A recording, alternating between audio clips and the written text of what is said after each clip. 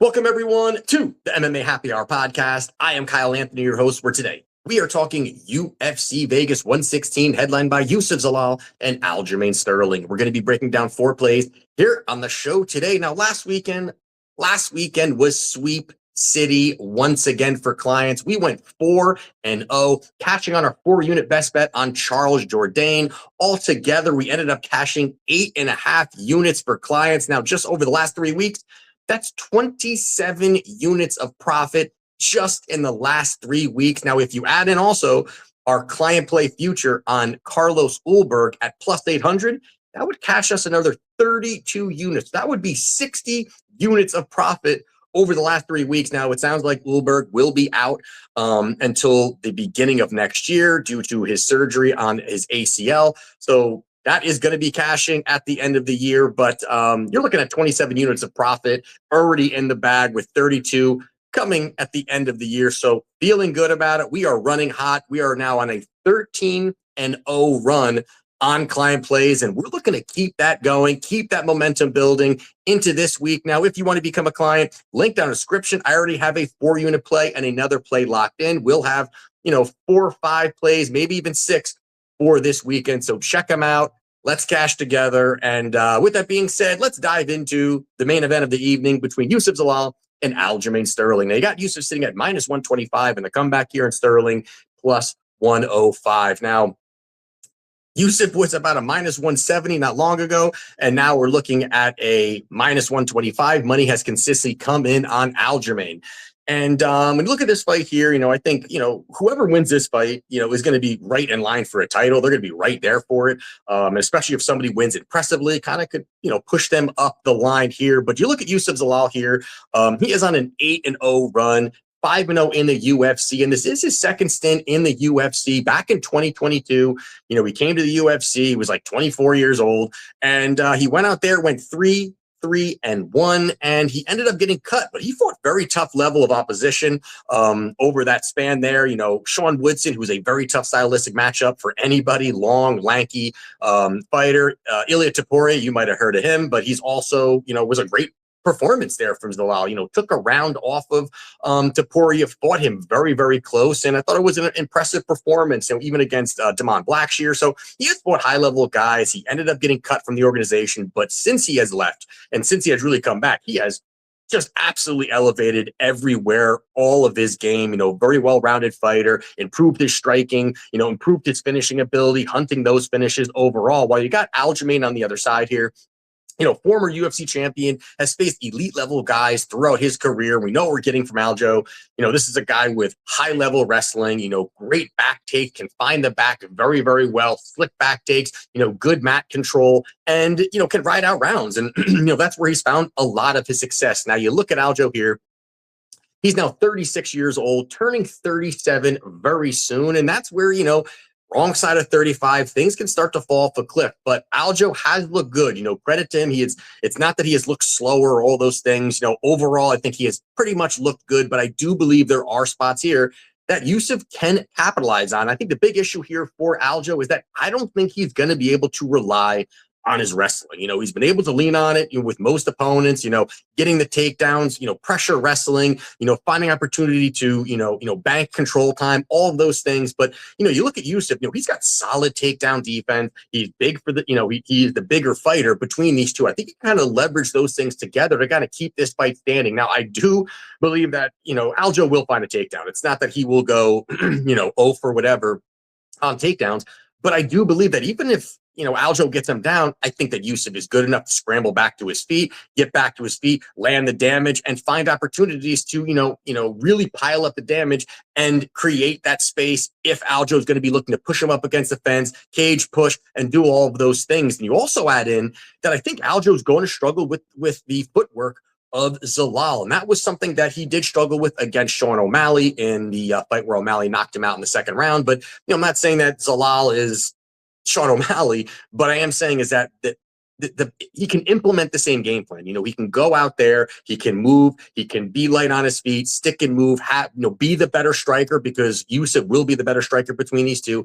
Fast developing combinations, better technical striker between these two. And I do think where it's going to get interesting if this fight goes to the scorecards, is how the judges are going to judge it, because I think it's going to be a mix of really, Aljo, seeking wrestling and seeking control time and looking for that, while you've got Youssef, once he creates a space, outlanding him. And I think he's going to be able to kind of distance himself in certain rounds, while Aljo's looking for takedowns. Youssef is going to be able to outland him round after round. He's got good volume. He's defensively sound. He's entering his prime now. I think this is going to be probably, the best version of Youssef that we have seen. He's very tough to finish as well. Strong durability, never been finished in his career. And you also add in that Youssef has really strong cardio. So, Aljo can slow down as fights go on here. So I do like Youssef here. I'm wondering where this line's going to go, but minus 125 in this spot here. I do like Youssef Zalal to get the job done. So give me Youssef minus 125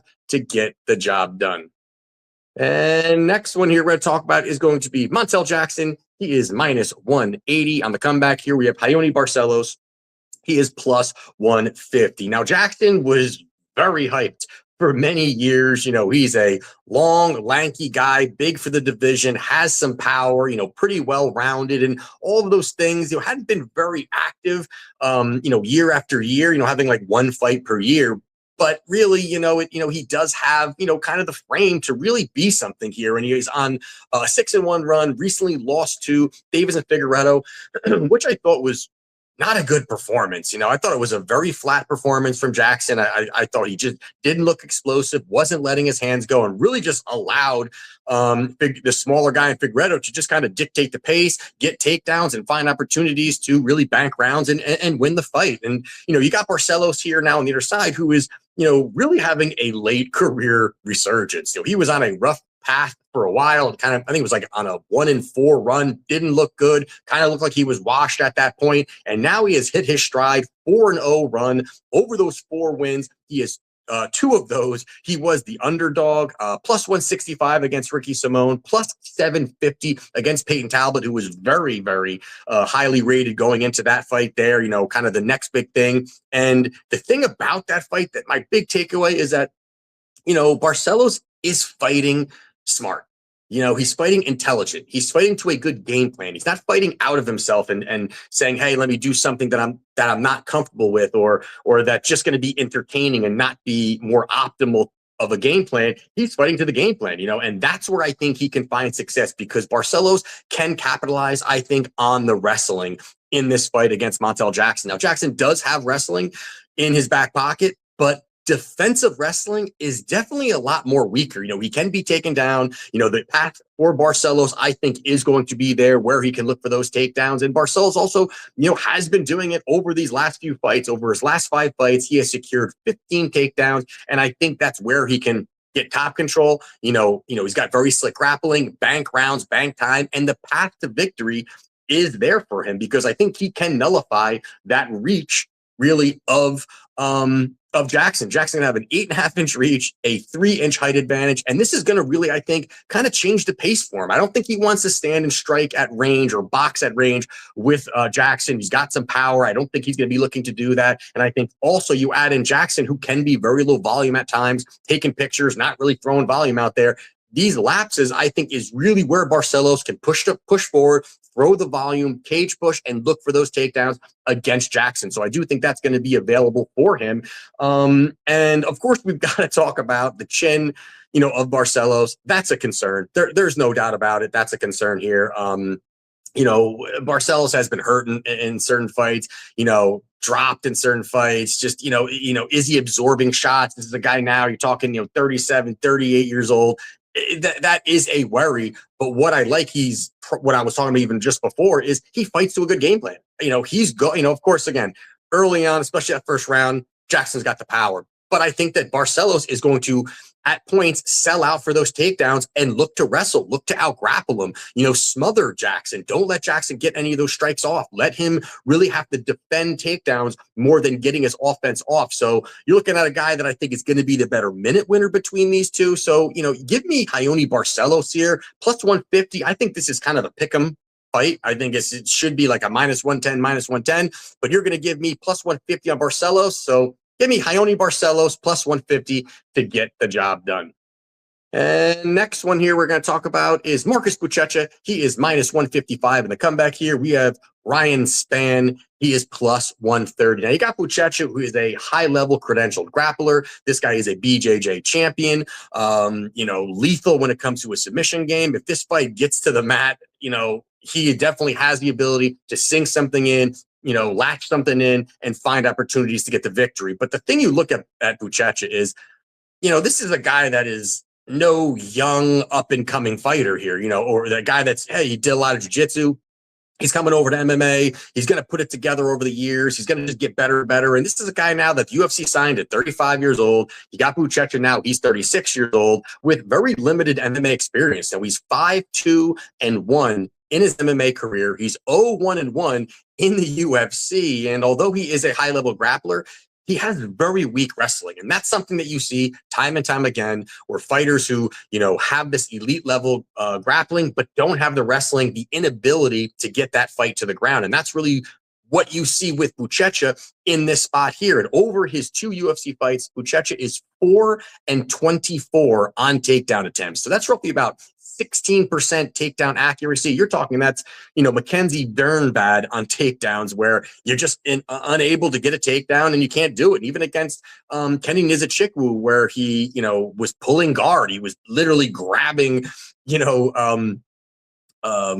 Kennedy and just falling backwards, just trying to get him just get the fight to the ground. I thought that was a very, very, very bad look. It made him look desperate. It made him look like he didn't have answers to anything. And that's a big problem here when you're fighting a guy who has a lot more experience than you. And you also look at Ryan Spann here, no doubt this guy's got a ton of flaws as well. But he does have advantages here, I think, in this fight. I think the first being the fact that he is just far more dangerous than Buchecha. This fight, anytime it's on the feet, you've got Ryan Spann, who, is a far better striker, more power, more weapons on the feet, more explosive, especially early. He's going to be very, very dangerous. And Buchecha, very slow combinations, very slow movement, basic combinations. And that's where I think Spann can find a lot of success and land something really big, especially early. Plus, you got to look at, the experience. We kind of touched on it, but, Buchecha has 8 career fights in MMA, while you've got Ryan Spann with 34. And not only the fact that he's got 34, but he also has faced a much higher level of competition, UFC caliber fighters. And now you got Buchecha, who's 0-1-1 in the UFC and coming in as a favorite, which I think is kind of off here. And I do think that you also got to add in that Kennedy Nzechukwu and Ryan Spann have the same head coach. So not saying this is the end all be all, but you've got a guy that, has just been preparing for Buchecha. You've got the coach was preparing. You've got Kennedy, who was in the cage with Buchecha, felt his strength, his pressure, his power, how he is in the cage. There's going to be tidbits, I think, that, Kennedy can give to Ryan Spann in this spot here. And I think he can have a nice game plan to kind of leverage some of those things. And then lastly, you do have to talk about now the cardio issues here of Ryan Spann. There's no doubt about it. This guy's got, about 7-8 minutes of cardio. After that, falls off a cliff, can't really do too much after that. He's sloppy. He's a mess. But you gotta add in that, Buchecha doesn't have good cardio either. It's not that he can weather the early storm and kind of get through all the issues. And then, hey, he can really take over in rounds 2 and 3. This is a fight where, those first 7-8 minutes is going to be hell for Buchecha. I think, how dangerous and how Spann is a kill or be killed kind of fighter, where he's going to go forward, he's going to throw big shots, he's going to wing big shots, he's going to look for the finish, or you're going to finish him. But I think this is a spot here where, as this fight goes on, I think Buchecha's cardio is terrible. I think that his striking's terrible. Spann is very untrustworthy, so I completely understand that part of it. But this is a fight here where I think Spann Probably should be the favorite here. Very short favorite, but he should be the favorite. So you're, again, another spot here.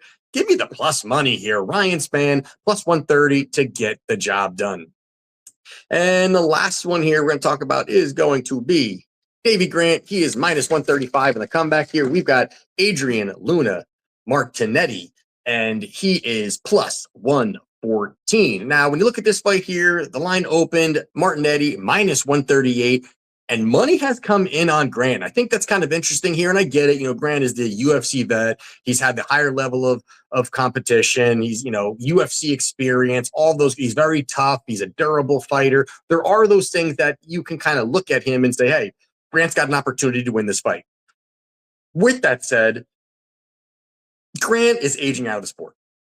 I mean, there's just no question about it. He's aging out of the sport here. You've got a 10-year gap between these two fighters here. And recently, you've now got, Davey Grant coming off of one of his worst performances, in his career maybe, but definitely over the last few years where he got absolutely run over by our guy, Charles Jourdain. Shout out to Charles cashing out that 4% ticket last week. But Charles Jourdain went out there, dropped Davey Grant, and then after that hurt him badly and then submitted him all in the first round. Just absolutely dominated him. So he's 40 years old, coming off of his worst performance. And now you add in the fact that just a red flag is that there's just a ton of MMA mileage on him. He has been beaten up. He has been in wars. He has had a long, extensive career in MMA. And I think this is all kind of catching up to him. Well, you've got Martinetti here, who is going to bring pressure and going to bring volume. And we know in Dana White's Contender Series is a fight a lot of people were talking about last week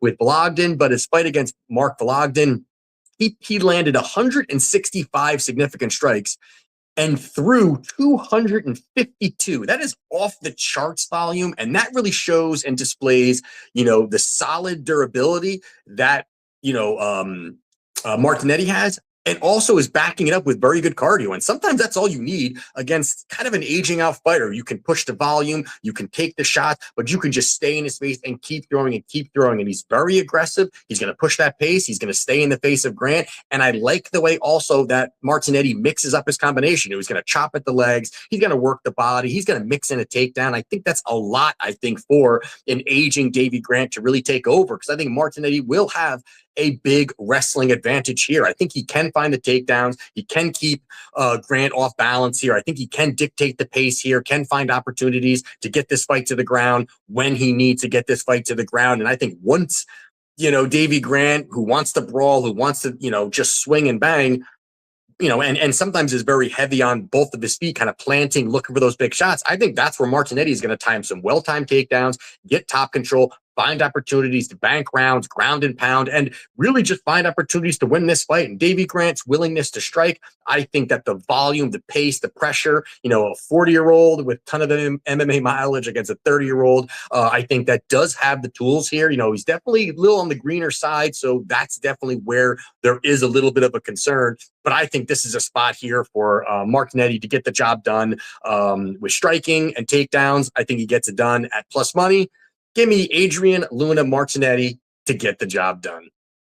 So there you have it for my plays for UFC Vegas 116. If you want to become a client, link down in the description. Again, I have a 4-unit play as well as another one, and we'll be having about 4 or 5 plays by fight night. So let's keep this going. We are absolutely on a roll right now. Red hot 13-0 run.